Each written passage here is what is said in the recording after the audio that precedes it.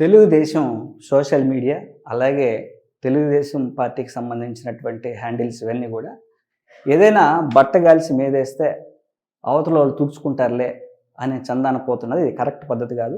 నిజాలు తెలుసుకోవాలి. ఎప్పుడూ నా దగ్గర నుంచి రిలీవ్ అయ్యి పోలీస్ డిపార్ట్మెంట్లో ఏఆర్ కానిస్టేబుల్గా విధులు నిర్వహిస్తున్నటువంటి గుణశేఖర్ అనే అతను నాకు సంబంధించిన వ్యక్తి కాదు. మీ పోలీసుకు సంబంధించినటువంటి మీ పోలీస్ స్టేషన్లో ఇప్పుడు ప్రజెంటు ఏఆర్ కానిస్టేబుల్గా విధులు నిర్వర్తిస్తున్నటువంటి వ్యక్తి. వాడు ఏం జరిగినా మీరు చూసుకోవాల్సినటువంటిది.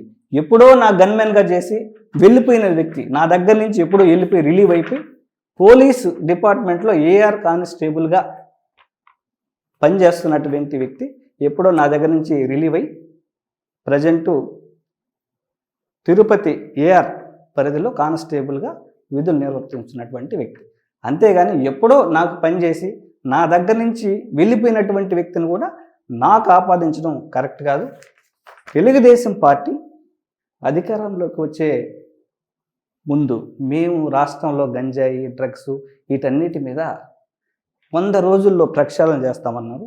మీ పోలీస్ వ్యవస్థే ఈ పనులు చేస్తుంటే దాన్ని ఎంక్వైరీ చేసి దాని వెనక ఎవరు ఉన్నారు పట్టుకొని శిక్షించాల్సింది పోయి మీ పోలీస్ వైఫల్యాన్ని మాకు వైఎస్ఆర్ కాంగ్రెస్ పార్టీకి అలాగే నాకు పోయాలంటే అది కరెక్ట్ కాదు. నేను ఈరోజు అమిత్ షా గారికి అలాగే ప్రైమ్ మినిస్టర్ గారికి అన్ని వ్యవస్థలకి నేనే దీని మీద లోతుగా విచారణ జరగాలని నేను ఈరోజు లెటర్ రాయబోతున్నాను. దీని మీద బహిరంగ చర్చకు సవాలుకు నేను సిద్ధం. మీ తప్పుల్ని మీ వైఫల్యాల్ని వైఎస్ఆర్ కాంగ్రెస్ పార్టీ కంటగట్టాలంటే చూస్తూ ఊరుకోం. ఖచ్చితంగా దీని మీద నిజాలు బయట రావాలి. ఎవరెవరు దీన్ని అనుకున్నారు బయట రావాలి. ఎవరెవరో పెద్దల హస్తం ఉంది, ఎవరెవరు పోలీస్ వ్యవస్థల ద్వారా ఈ పనులు చేస్తున్నారు అనేది ఖచ్చితంగా బయటకు రావాలి. ఖచ్చితంగా వాళ్ళకి శిక్ష పడాలి.